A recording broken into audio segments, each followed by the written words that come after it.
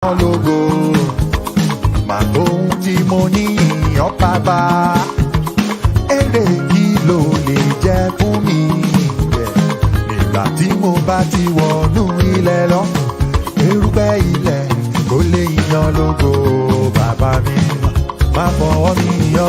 Má fọwọ́ mi yọ lógo. Má ohun tí mo ní o. Má ohun tí mo ní ìyàn bàbá èrè kí ló lè jẹ́ fún mi nígbà tí mo bá ti wọnú ilẹ̀ lọ erùpẹ̀ ilẹ̀ kò lè yan lógo bàbá mi orí pé ó mú mi wà láyé ó ṣeun o ó mú mi wà láyé ó ṣeun o ọjọ́ oníṣojú mi.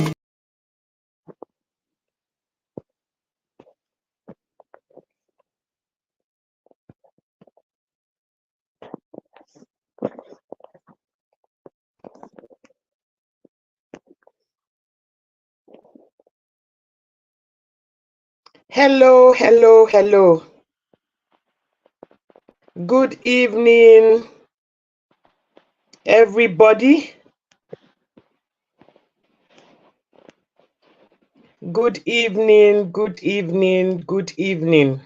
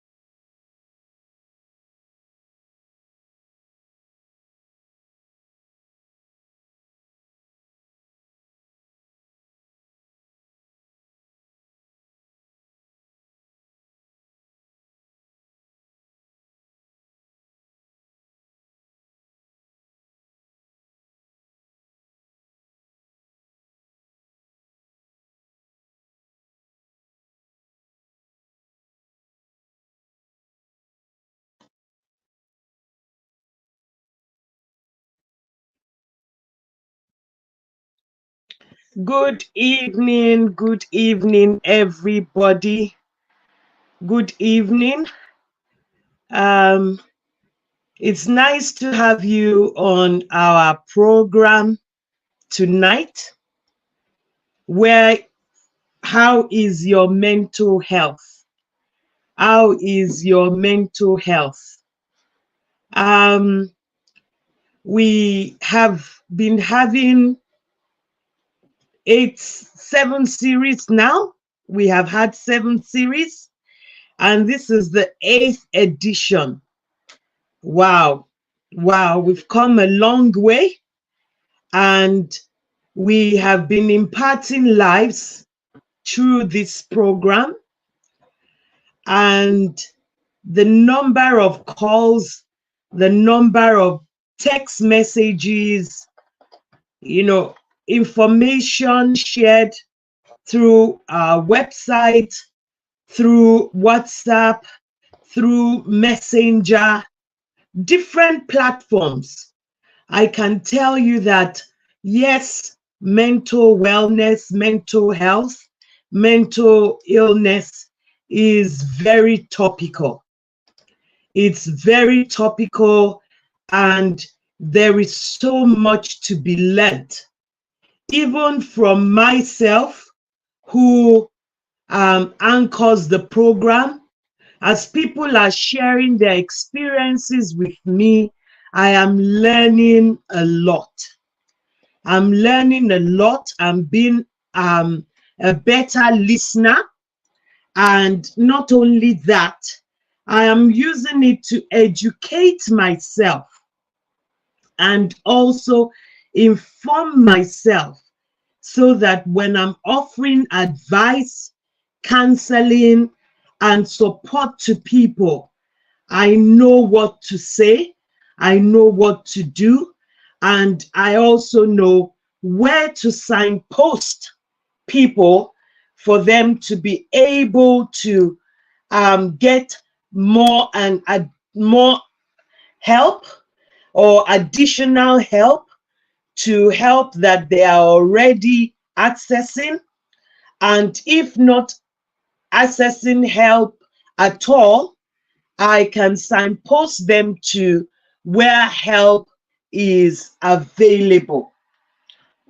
It has been an intense week with most of the things that I've listened to and most of the issues that have been shared with me. And there's just been so much information. But what do? We advise ourselves to speak out instead of carrying your burden alone, instead of bottling up.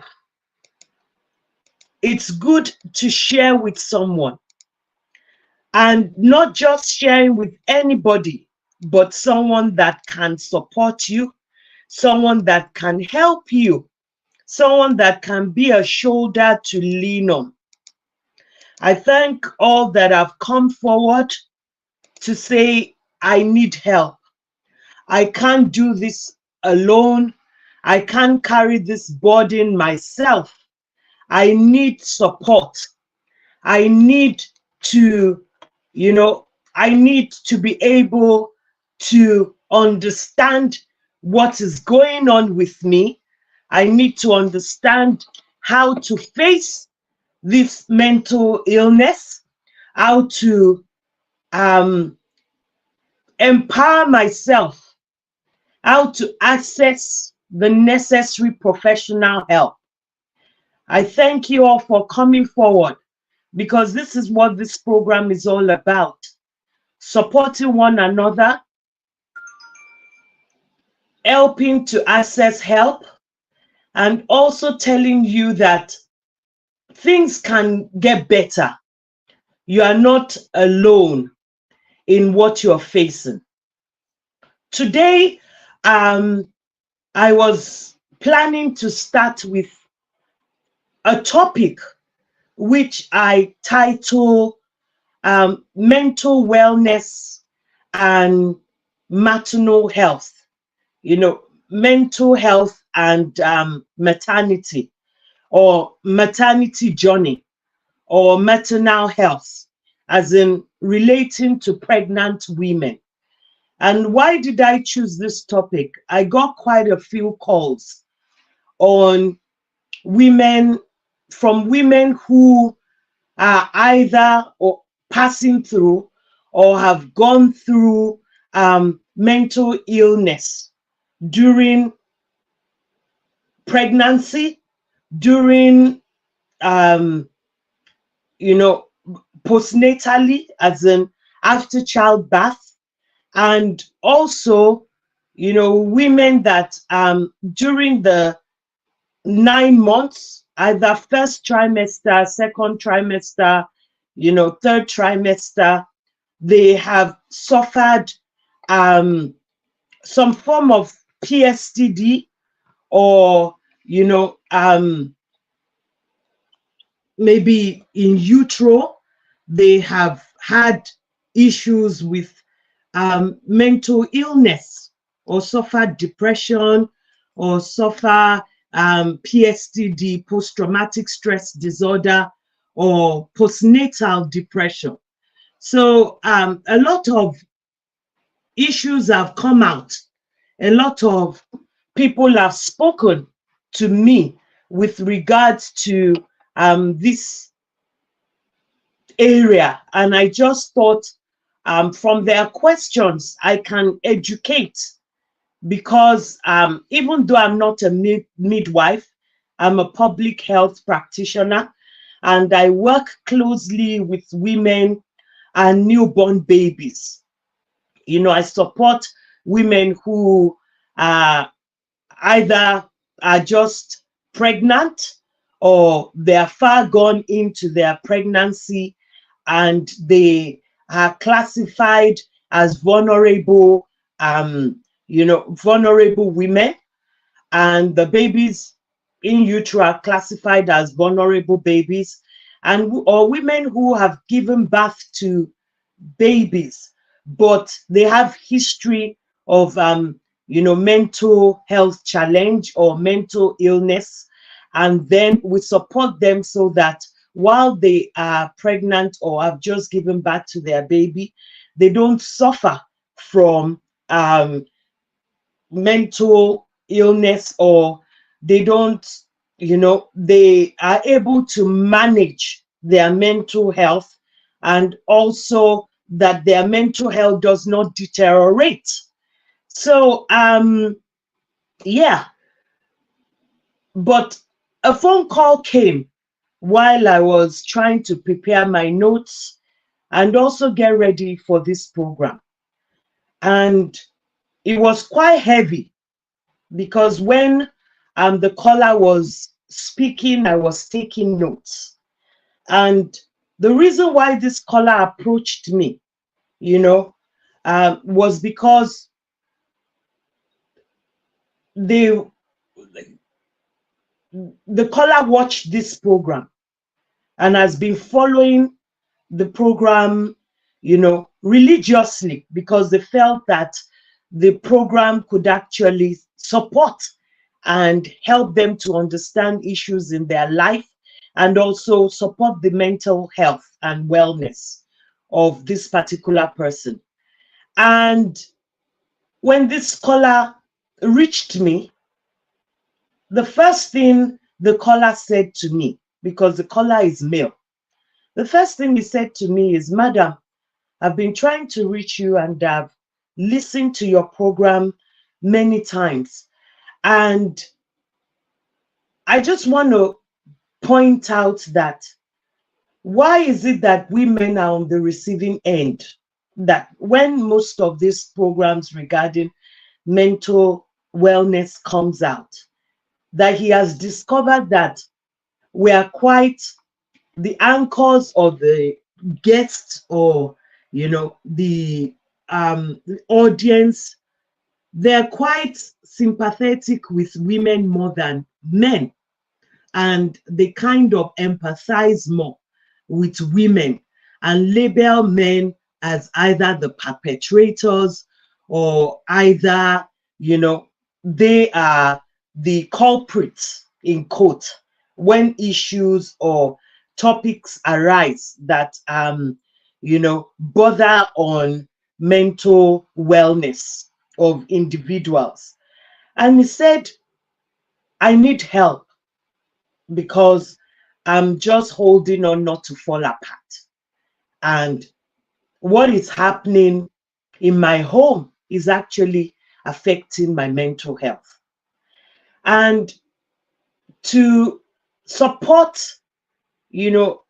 individuals, one of the main things that you need to do, as if you're a counselor, if you're an advocate, if you're someone who, speaks out on an issue and people begin to call you, you must be a good listener. You must listen with rapt attention. You must follow, whatever information is being passed to you, because communication is a three-way traffic. There's always a sender, and there's the message, and then there's the receiver. But for you to know that this circle is successful, there must be a feedback. The sender must know that you're listening with rapt attention through the feedback he or she receives. I listened very well, and I just want to share a bit from what this person shared with me, and maintaining confidentiality throughout, because I need to bring some things to the table. And for those who have been watching this program right from the beginning, you would know that I am very sympathetic towards men. And I've said it many times because of my experience with, safeguarding adults, safeguarding children, safeguarding men, safeguarding women, safeguarding families. We live in a society whereby men, in terms of mental health, mental illness, mental wellness, men are just supposed to be seen but not heard. When a man talks about his mental health or going through some sort of mental illness, the society sees the man as being weak. And if you remember, I think the second segment or the second series of this podcast, I spoke about research and evidence-based, both research and literature reviews on mental health and men, that the rate of suicide in men is higher, according to research, than women. Why? Because men are not known to speak out. Men are perceived to be like the strong people in the society. A man is supposed to be strong. A man should not show his weakness. A man should not show, when things are affecting him. A man should, stay strong. And even when he wants to talk to his friends, or when he opens up and tells his friends what he's going through, his friends say, oh, snap out of it. Oh, but Okunrin now, you are a man. Why are you allowing yourself to be weak? Why are you allowing yourself to, show emotions? Men are supposed to be seen to hold it all in. Men are supposed to be seen to, not break down. Men are supposed to be seen to just, take it all in. But how much can a man take? And, how far can you go before you break down? So I want to commend this man for coming forward to tell me that your program actually, had an impact on me. And I feel you're someone I can open up to. Men go through mental challenges. They go through, mental illness. They go through situations which affect them. And because they are perceived to be strong in the society, they tend to bottle up to the point whereby they are so much affected, and if they can't talk, it leads to mental breakdown, which can then end up in suicide. And they can start to question themselves, why am I living? What am I living for? And I told you I am passionate about Nigeria, Nigerian community abroad in diaspora, and Nigeria in Nigeria, because I have seen where men are bottled up to the point whereby the rate of suicide is high, especially amongst high achievers, business moguls, bank, bank executives, people at the pinnacle, at the peak of their career, because they are perceived, to be at the top, and they can't afford to talk, or they can't afford to verbalize what they are going through. Men also need a shoulder to lean on. And not only that, men are abused. Men are abused by women. Men are, emotionally, physically, sexually abused, and men suffer neglect. And through that neglect, they become lonely because they're just being seen and not being heard. You know, this man talked excessively and in depth and emotionally about marriage as an institution.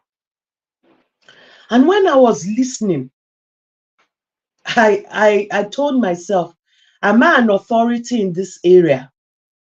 I'm still quite young in marriage, 19 years, going 20. And I'm still a work in progress. I haven't gotten it right. I cannot lie to you. I haven't gotten it right. I'm still trying. And I always thank my husband for tolerating my excesses, tolerating me as I am. In as much as I also, try as much as possible, even though not every time, to tolerate him and his excesses, because we are all wired differently. Two people from two different backgrounds coming together to live together, to raise a family together is not easy. But you have to be intentional about marriage for it to work. Marriage is an institution that you go into that does not have a manual. If you buy a television, they put a manual inside. And through that manual, it can guide you to be able, to assemble the television to make it work. But marriage is not like that. Marriage does not have a guide. It doesn't have a guidebook. It doesn't have like a manual's guide. For we who are Christians, we say the Bible is our manual, is our guide in marriage. And that's true. That the Bible, with a lot of things that are written in it, inspired by, men of God that have put together, inspired by the apostles and the disciples of Jesus Christ that have put together the Bible. The Bible is a manual that you can use as a guiding principle for your marriage. And I also liken marriage into a university that you go into to learn.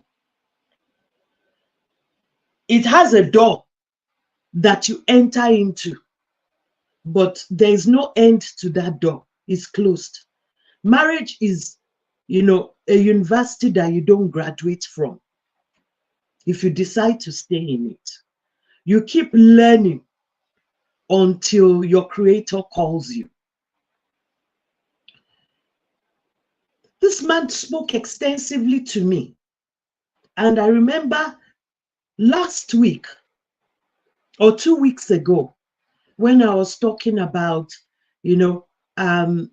mental health and children, I spoke about the institution called marriage, and how, marriage as one of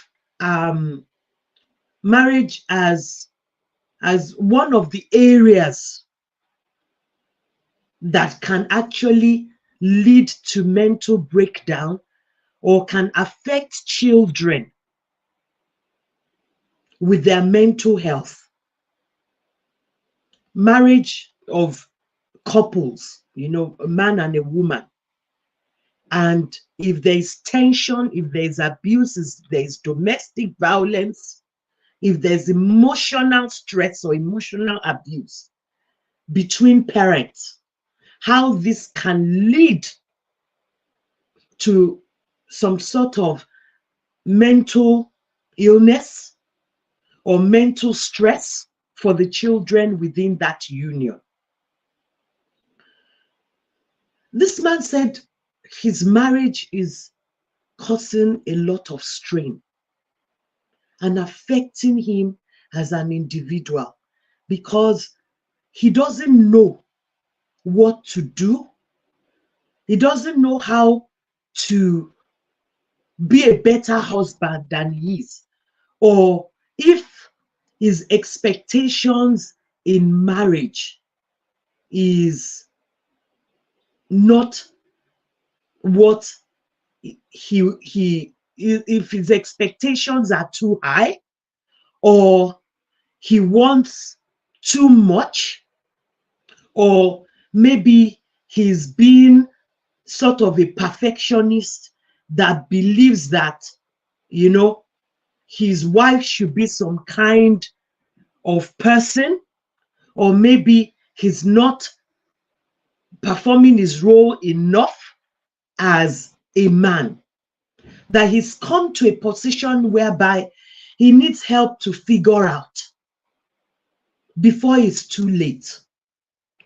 And he said something that struck me so much, that what is actually keeping the marriage today is the fact that children are involved.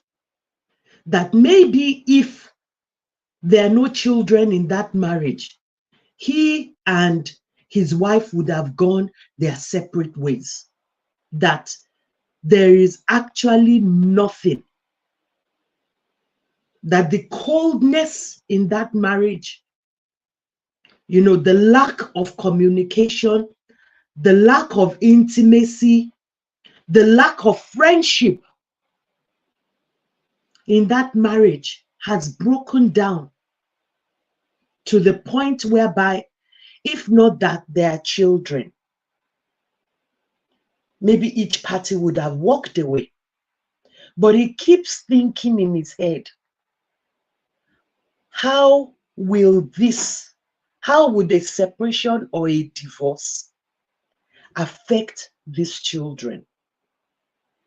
And from a place of deep emotion and love, this man told me and said, Ma, my father and my mother did not stay married for a long time. And I know how much this affected me and my siblings. That I cannot open my eyes and watch my marriage degenerate to the point whereby my children will suffer exactly the same thing I suffered. And that's why I've come out to say I need help, because I'm traumatized. My mental health is affected by the situation in my home. And that if I allow my marriage to break down, it will become a generational curse. And who knows, if my children get older, this generational, transference, as in this issue of divorce and separation, how far am I sure that it will not transfer to them, whereby it then becomes a cycle in my lineage? He said, Ma, I'm ready to walk the walk. I'm ready to make sense out of this nonsense. And I'm ready to make things work. And he said, I really love my wife. And maybe that's why she's taking advantage of me, of the situation. But I want to let you know that I have made mistakes in my marriage in the past. But I'm a changed person. I have restituted, I've made peace with my past and myself. But I'm not sure if my wife has made peace with me. And in my home, I've now become like a non-entity. My wife doesn't respect me. My views don't matter. Outsiders have become insiders in my marriage. 85% of my wife's friends are people who are not married, which she takes advice from, to the point that she shares text messages, discussions with her friends about me. She shares her friend's opinion with me. And because I want the home to stand, I swallow it. I'm broken. My pride is broken. It's very hard for a man to spill the beans and say it as it is. It's very hard. And I commend the effort put into speaking out. This is a man that I will regard highly, and a man that accepts his mistakes and is ready to hold his home. If you are watching this program, I doff my hat to you. And in my own little way, as I said, I'm still young in marriage. 19 years is young, but I'm not perfect as well. But I will work with you because I'm very passionate about children. And I know the emotions children go through when there's stress in the home. When I and my husband have some form of, maybe misunderstanding, and we just decide not to be friends, or we just decide that we're going to make each other's lives unbearable for some time, which I'm an authority in that area, I see how much it affects my children, especially one of my girls. And she'll say, "Mommy, have you spoken to Daddy? Daddy, have you spoken to Mommy? And Mommy, why don't you take Daddy out? Daddy, why don't you take Mommy out?" Even when we say our night prayers, my kids will pray and they will say, "In Jesus' name, let there be continuous peace in our home. Let Mommy and Daddy not fight. Let them not have, misunderstanding. Let our home be happy." And I know they're saying this from a place of love. And not only that, they have friends in school, they have peer groups whereby they all, compare notes, they share notes together. And they talk amongst themselves.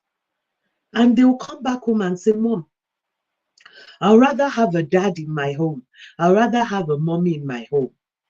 Because I feel bad for some of my friends who their dads don't come to maybe parents and teachers meeting, who their moms are not there, and I see how much they miss them.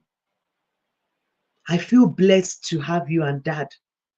And please do not misunderstand me. I have a lot of respect for single parents, single moms, single dads. They're doing an awesome job. And I am from the school of thought that if it is not working, if the marriage is not working, if the relationship is not working, and there's domestic violence, which has reached a level 4, which is how we classify it in, healthcare, in the community. If it has reached level 4 and the aggression is so bad, whereby you are fighting regularly, the domestic violence is so bad that you are throwing instruments at one another, you are giving one another black eye, you are strangling one another, throwing one another off the staircase, and the violence is high. Please, I'm of the school of thought of separation. I'm not of the school of thought of continuously praying to the point whereby there is loss of life, because I've seen that. DV that leads to death. I am not in support of that.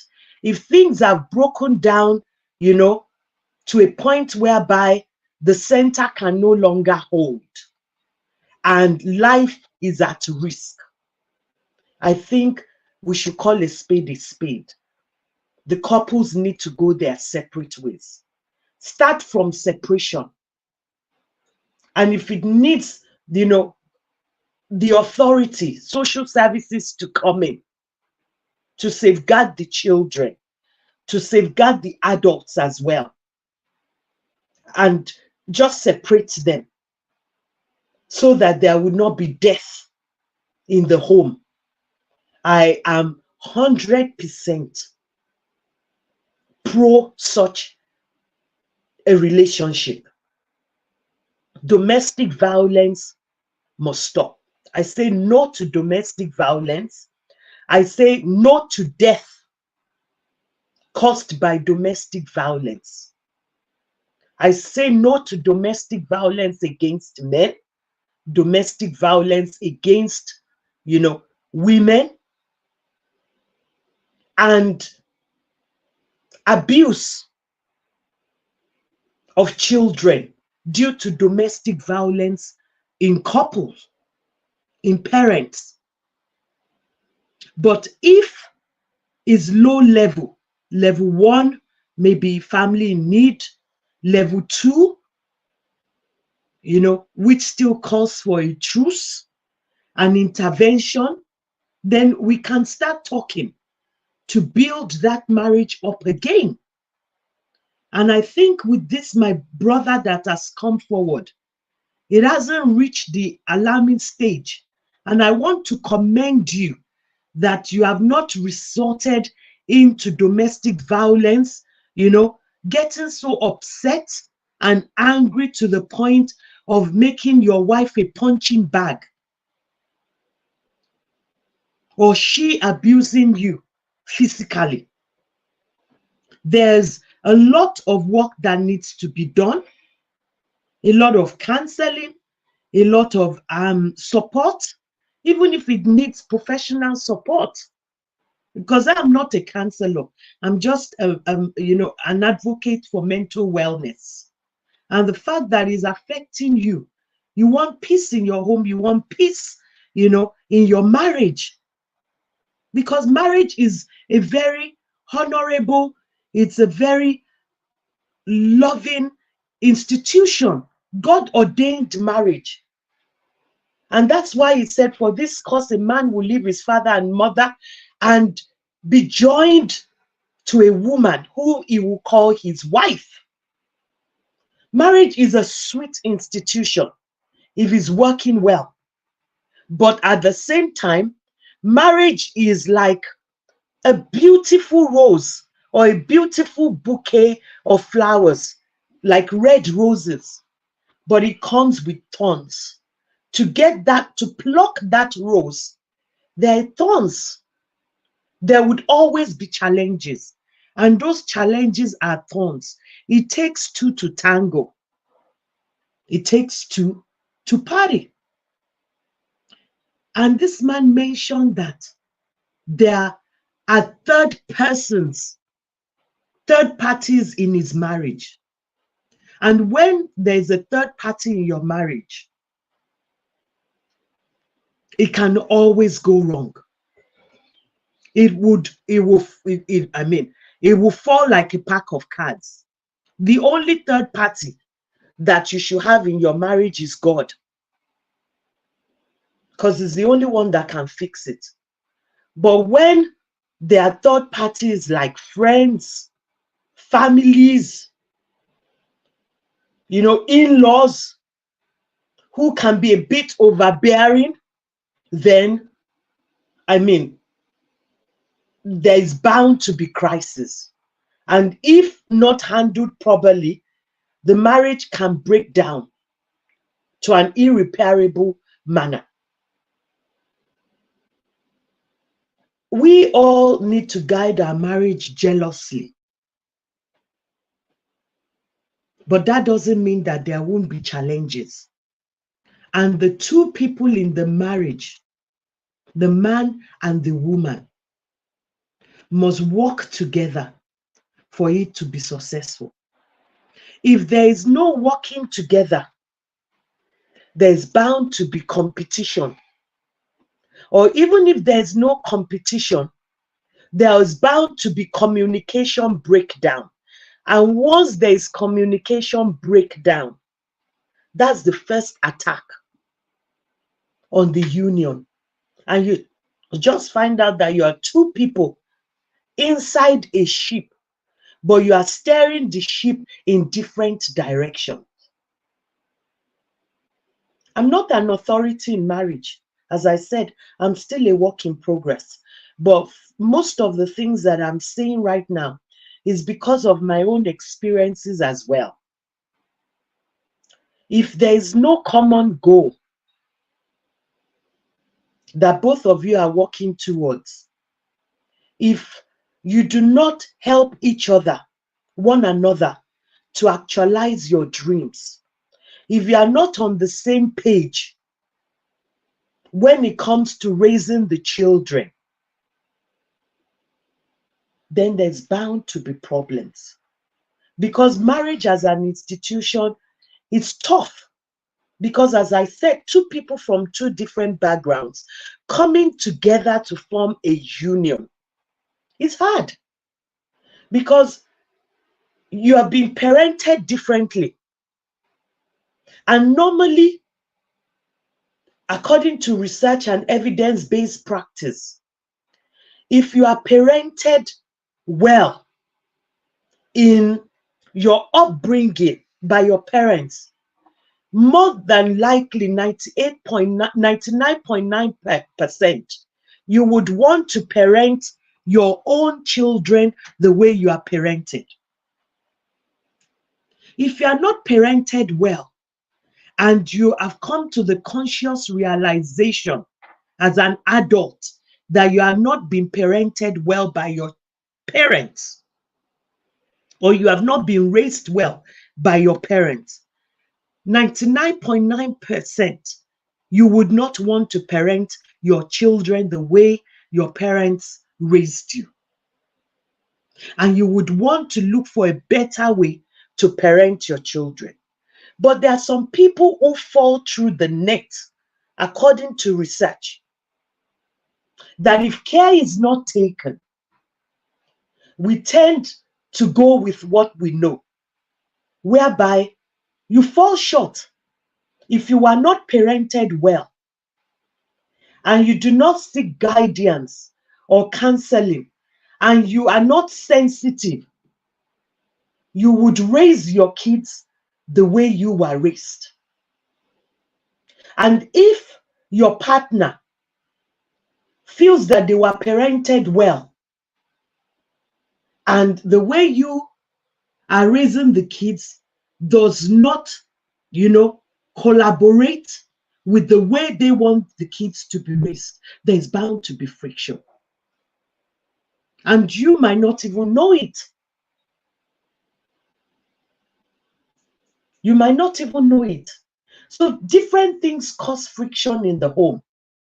And for men and for women, especially we women who, have a lot of social network, because there's some women, they are socialites, very sociable. They have 1,001 friends. They go to parties. They like the flamboyant things of life, which there's no problem. They're power dressers. They take advice from their friends. And some of the advice might lead to how they react in the home and the way they just want to behave. they tend to allow peer pressure to rub off on them. And through that, they exhibit all sorts of, behavior to their husbands, to their children, and vice versa. The men as well. You see some men that are very outgoing, they love to party, they love to, attend social events, they love to hang out with the boys. And through hanging out with the boys, they tend to neglect their home. And then the wife, who might be reserved, who is, a homemaker, or, an introvert, then begins to feel uncomfortable and they start to clash. So it's both ways. It happens both ways. And this could lead to breakdown, in communication, and then mental health challenges start to exhibit itself. It might lead to mental illness like anxiety, panic attacks, even depression, low self-esteem,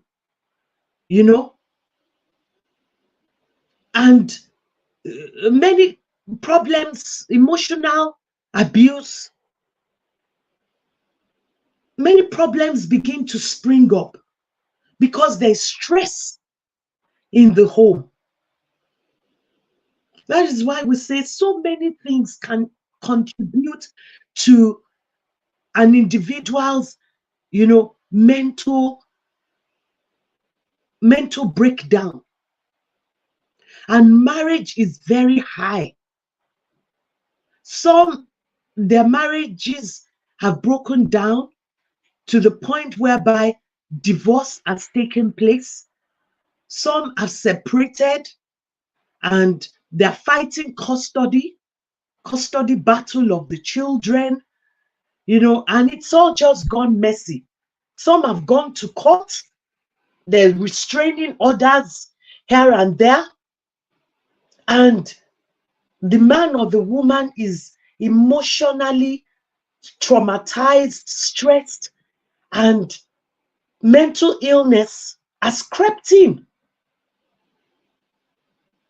I was opportuned to actually visit a mental hospital, and also I visited a rehabilitation center for people going through mental challenges or mental illness. And I was also privileged to visit how would I call it? We call it a home, as in a shelter. We call it shelter for battered women, or women who have been through domestic abuse in their marriage, and they have sought refuge from government through the maybe social services. And also I visited a rehabilitation and mental institution for men. So about 4 different institutions, either in the course of my, through my work experience, through carrying out my role in the community, or through advocacy and support for people with mental health challenges. It was a very tough experience for me. And also, it was very humbling and very emotionally, heavy. Especially when I visited the mental institution, both for men and women. And a handful of the people that I spoke with who still had their cognitive functions intact and who could still express themselves. Because some were so run down to the point that a lot of the medications that some of these vulnerable people are on affect them so much that they're not able to, verbalize coherently at that point in at that point, in time.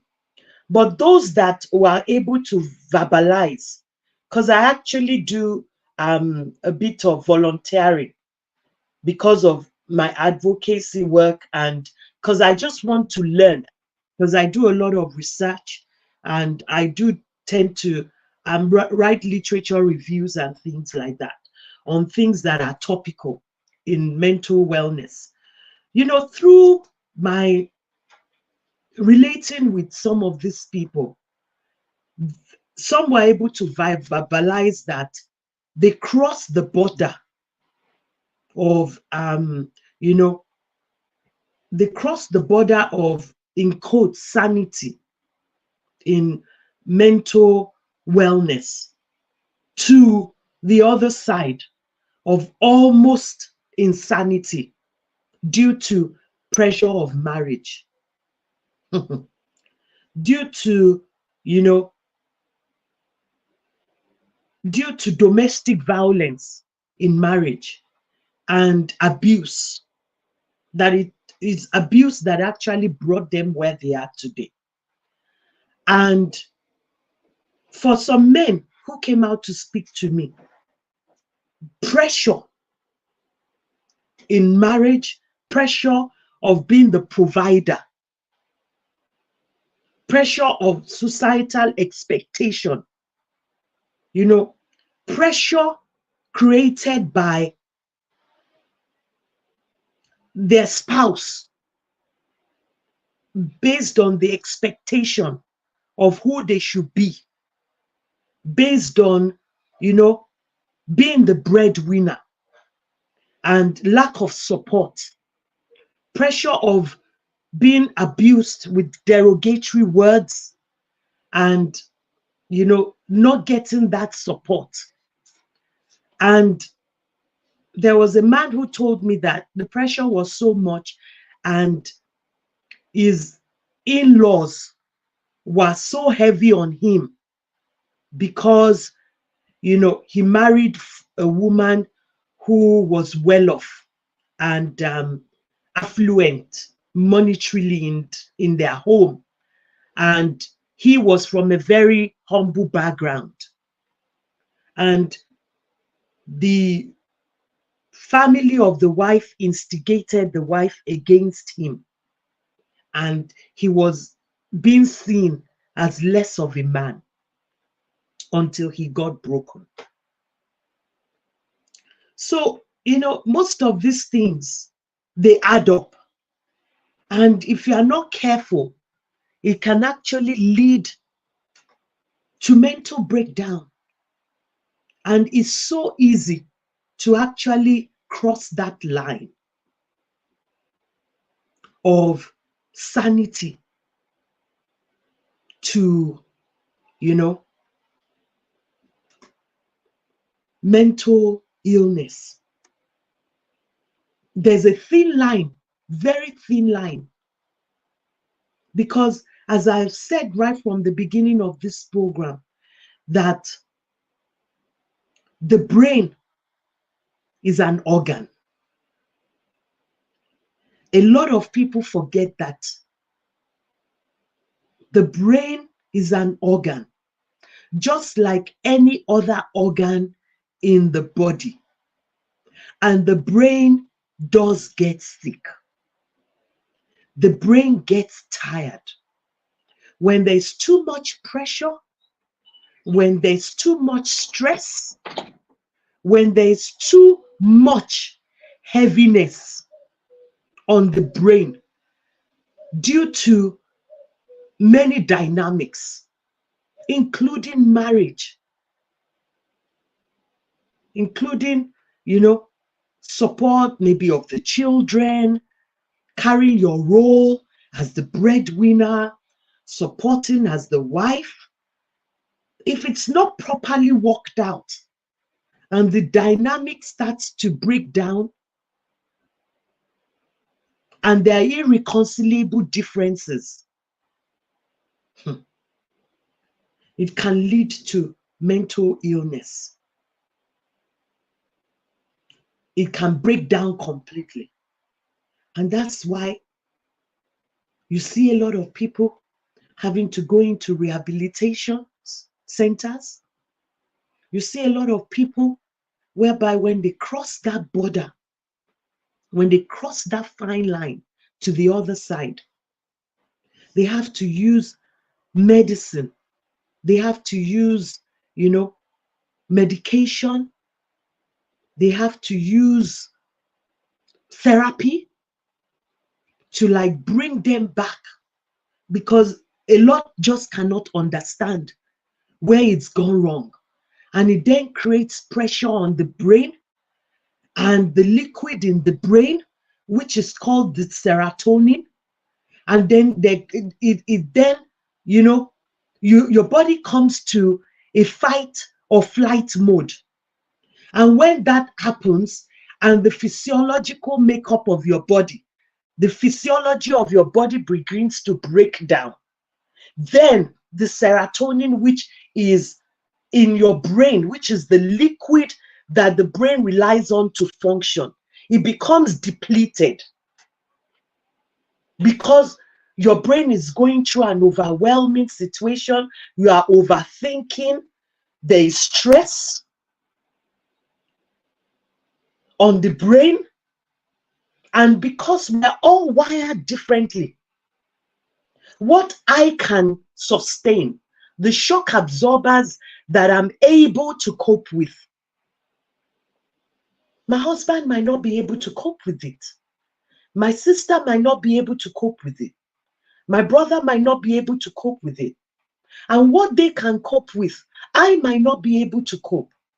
And that's why we have to understand our body. Understand who you are. Find who you are. Find what you need to abstain from. Find, where your happiness lies. What can encourage you.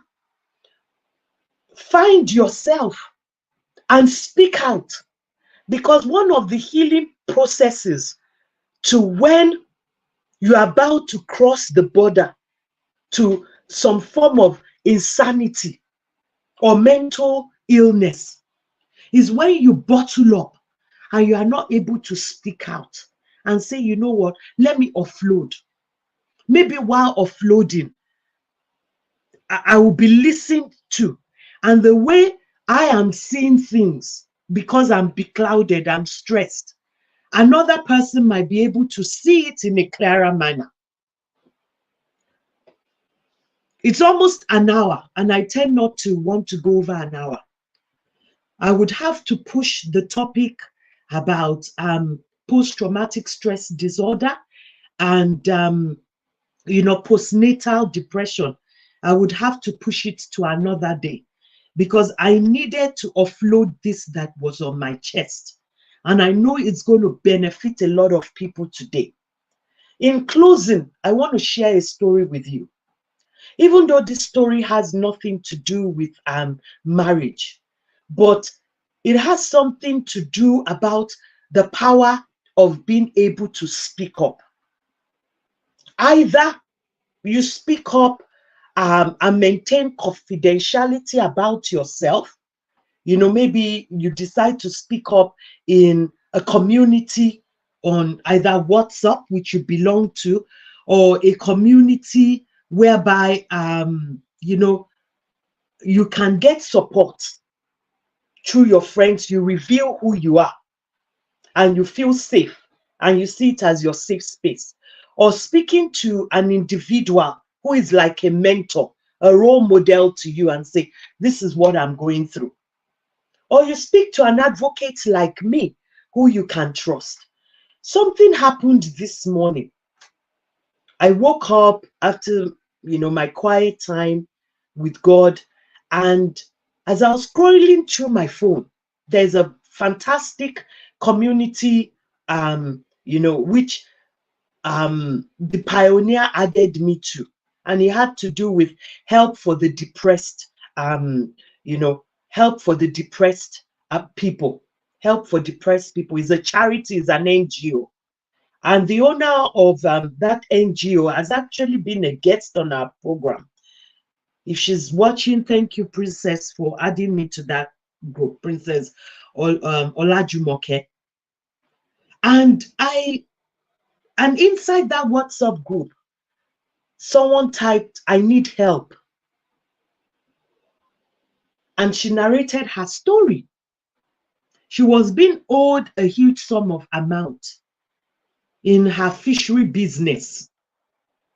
And, when she sells and gets, and she's paid, is what she reinvests into her business. I think she has a fish pond or something. And she has a particular customer who she sells to on credit. And this customer continued to take, goods, supply of fish, without actually paying. And we all know that these are hard times in Nigeria, where everybody is trying to sustain themselves. And this customer has owed us so much money to the point that it began to affect, the business. She was not having money as turnover to run the business anymore. And it began to cause her sleepless nights, to the point whereby, her body started experiencing the fight and flight syndrome. She wasn't sleeping, insomnia. She was overthinking, which could lead to anxiety and panic attack. And I think she just thought about it. Let me bring this issue in confidence to this community before I spiral down the route of depression. And she said, "I need help." And she narrated the situation. And advice was just coming from left and right. And someone said, "Yes, you need money. Yes, someone is owing you, but pick and choose. Mind over money. Sanity over money. You need your mind, you need your sanity to run your business. Yes, someone is owing you, but are you going to allow the money you are owed to take away your sanity? Because if it takes away your sanity, then you can't even run your business." The mere fact that this lady opened up and different advice came from left, right, and center. And even on that platform are legal professionals, lawyers, who decided to intervene and say, "You know what?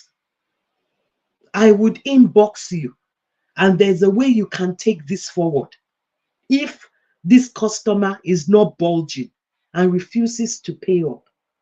And after almost 15 advices, came onto the community on WhatsApp, and people left, right. She typed that she felt relieved. She felt a sense of relief. She felt the burden being lifted up off her shoulder, and that she knows she will sleep better tonight. That's the power of being able to open up. As I said some time ago, I, who is anchoring this program today, myself, who is a pioneer of KOA Foundation, I have my own journey. I have my own journey, and a day will come whereby I would share my journey. I would be able to, open up. I don't want to make this program about myself, which is why I've been inviting guests, people who have a story to share, people who are professionals people who are advocates and have done so much for, mental wellness, mental health, and who understand mental illness, because it's an area which is very hot. It's an area whereby conversations are ongoing. It's a vast area. One day I will tell you my own story and why I'm so passionate about mental wellness. And it's a passion. It's an area whereby I just I mustn't hear anything happening to someone and they are having sleepless nights about their mental well-being. I must step in because I've been there. And I'm still a work in progress. So tonight I want to thank everyone who has tuned in, who has watched, and who has listened to tonight's podcast on how is your mental health. I decided to use a case scenario from a lovely man who decided to open up about his struggles in marriage. And I just felt that it would be very educative. It would also it will also help this individual's burden to be lifted, and also know that he's not alone when marriage is concerned, where children, is concerned, and that we're all a work in progress. And I'm glad that it's not gotten worse than it is, and there's still hope out there. So for all us, we're going to keep the conversation going. And I still remain your host of How is Your Mental Health, Oluwaniyi-Asaaju. Until I come your way, in the next 2 weeks. This program will not be holding next week because I would, in the course of this week, I would be celebrating my 50th birthday. And I will be having a Thanksgiving, session service in my local church, which I belong to. And it's going to be a whole day program because it's my golden jubilee. So I would not be hosting this program next week. And till I come your way, upper week in September, I remain yours, KOA Foundation Pioneer. I leave you with these words. Look after yourself. Look after your mind. Be kind to your mind. Be kind to yourself. Hold your head tall, no matter what the situation brings, no matter what life throws at you.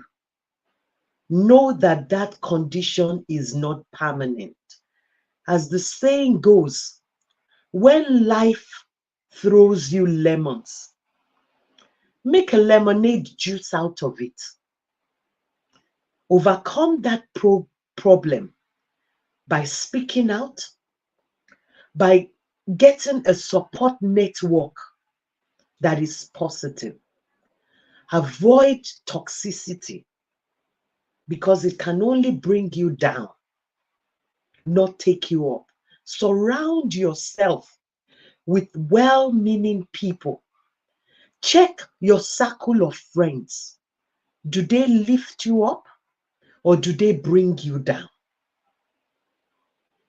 Above all, look after your mental health, because the head is the king of the body. If the head is not functioning, the body cannot function. Until I come your way on the 8th of September 2024, I remain yours, Oluwatoyin Oluwaniyi-Asaaju, the pioneer and the Chief Executive Officer of Sacred Health and Kofo Rola Oluwaniyi-Asaaju Foundation. God bless you and have a wonderful week. Thank you.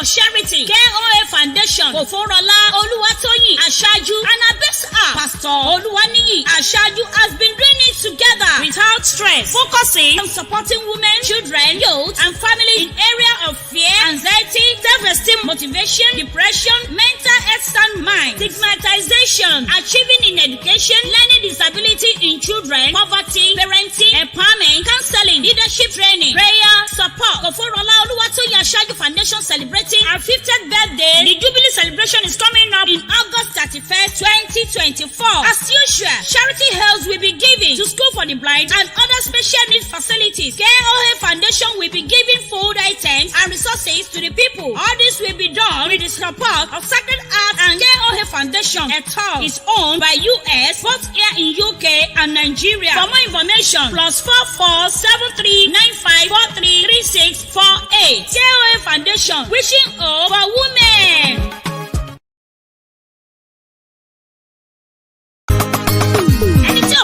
Jọ̀bọ̀ lápá kò lè dáṣà mú kíọkíọ. Èyí ló mú KOA Foundation Kofo Oluwaniyi-Asaaju pẹ̀lú olùrànlọ́wọ́ rẹ̀ Pastor Oluwaniyi-Asaaju ní àfojúsùn nípa ríran àwọn obìnrin lọ́wọ́, àwọn èwe, àwọn ọ̀dọ́ àti ọ̀pọ̀lọpọ̀ ìdílé lọ́wọ́ láyìíká pé kí wọ́n má fàyè gba ẹ̀rù, ìrònú àbájì láàyè. Ṣé ọ̀rọ̀ ajé rẹ̀ ò gbé pẹ́lí? Kí ló fẹ́ fi ìrònú dorí ara rẹ̀ rú sí? Ìṣòro nípa ẹ̀kọ́, bí a ṣe ń tọ́jú àwọn àkàndá tí a sì ń kọ́ wọn ní ẹ̀kọ́ tí wọ́n fi ba ẹgbẹ́ pé lọ́jọ́ iwájú. Gbígbógun ti ìṣẹ́ òun òṣì, ìrónilágbára, gbígbani ní ìmọ̀ràn nípa bí a ṣe lè gbé ilé ayé, ẹ̀kọ́ láti di adarí rere lágbàáyé tí a sì ń kọ́ni bí a ti ń fi àdúrà yanjú àwọn ìṣòro tó bá kojú ẹni. KOA Foundation Kofo Oluwaniyi-Asaaju Foundation ti ń ṣe bẹ́ẹ̀ tẹ́lẹ̀, kò rẹ̀ wọ́n, kò sì ní rẹ̀ wọ́n nípa nínú ọwọ́ rẹ̀ pẹ̀lú ayọ̀ láti fi sọrí 50 ọdún tí a bí ìyá wa Kofo Oluwaniyi-Asaaju, tí a ó sì pín àwọn ẹ̀bùn rabandẹ̀ fún àwọn àkàndá nílé ẹ̀kọ́ wọn pẹ̀lú àwọn ohun amáyédẹrùn tí wọ́n nílò. Ìyẹn ò nìkan kọ́, àwọn obìnrin, àwọn èwe àti àwọn ọ̀dọ́ yóò jẹ àǹfààní ẹ̀bùn oríṣiríṣi bíi ìtàtẹ̀yìnwá, èyí tí yóò wáyé ní ọjọ́ 21 oṣù kẹjọ ọdún tá a wà nínú rẹ̀ yìí. Ekudi ó gbọ́, kó sọ fún toko, káàdùn ó gbọ́, kó lọ rò fún ọbẹ̀.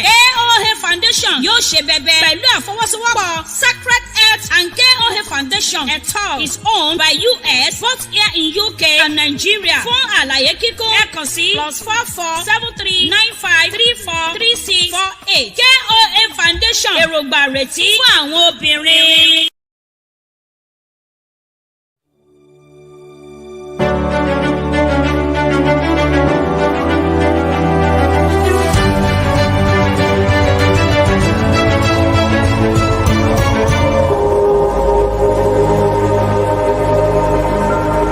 lára ohun tá a fi mọ ọmọ Yorùbá àtàtà òun ni ká wọṣọ kó gún régé ká wọ bàtà tó gbàgbà mu ká sọ ẹ̀gbà ọwọ́ àti ti ọrùn ká wá wé gèlè tàbí ká lo fìlà bí ọba tá a jẹ́ èyí gangan làmì tá a fi mọ ọmọ Yorùbá àtàtà láti wá rí aṣọ òfì bàtà ọlọ́kan ọ̀jọ̀kan ẹ̀gbà ọwọ́ tàbí tọrùn tó bòde mu ẹ máa lọ tààràtààrà sílé iṣẹ́ INT'L Enterprises lábẹ́ aláṣẹ àti olùdarí màmá wa Erelu Ọ̀kín Níkẹ́ Pẹ́là ọmọ wọn níṣẹ́yìn òrò ọmọ ẹbẹ dímọ̀kan ìṣẹ́yìn ilé aṣọ láì tí ìwé jìnnà ẹ ti mọ̀ pé bí gangan lójúlówó aṣọ òkè sọlẹ̀ sí àwọn aṣọ òkè tó gbàgbà mu tó lálòpẹ́ àtàwọn bàtà oríṣiríṣi bíi Gucci Versace àti bẹ́ẹ̀ bẹ́ẹ̀ lọ àwọn fìlà tó bóde mu kódà àtúnlẹ̀ bá ń ṣe bàtà àti fìlà tí ó máàcì ara wọn àwọn èèyàn ńláńlá tó gbayì láwùjọ ni wọ́n mọ̀ wípé lọ́dọ̀ INT'L Enterprises nìkan ńlẹ̀tìlẹ̀ lásọ òkè gèlè fìlà bàtà tó yáàyì tó gbàgbà mu lówó tí ò gúnpá àtọwó tí ò jára lọ láti wá ara titi ẹ máa lọ tààrà sọ́dọ̀ INT'L Enterprises ní shop 1516 Ìkòròdú shopping plaza ìta ẹlẹ́wà Ìkòròdú Lagos fún àlàyé lẹ́kùnrẹ́rẹ́ lórí bó ṣe lè ra titi ẹ kàn sórí àwọn ẹ̀rọ ìbánisọ̀rọ̀ yìí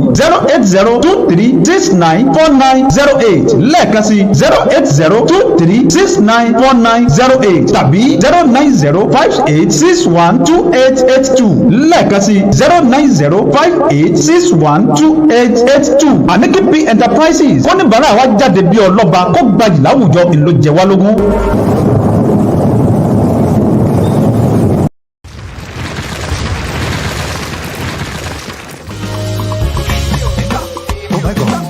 Máa fọwọ́ mi yìnyán lógo, máa ohun tí mo ní yìnyán bàbá. Èrè kí ló lè jẹ́ fún mi? Nígbà tí mo bá ti wọnú ilẹ̀ lọ, erùpẹ̀ ilẹ̀ kò lè yìnyán lógo bàbá mi. Máa fọwọ́ mi yàn, máa fọwọ́ mi yìnyán lógo. Máa ohun tí mo ní o, máa ohun tí mo ní yìnyán bàbá.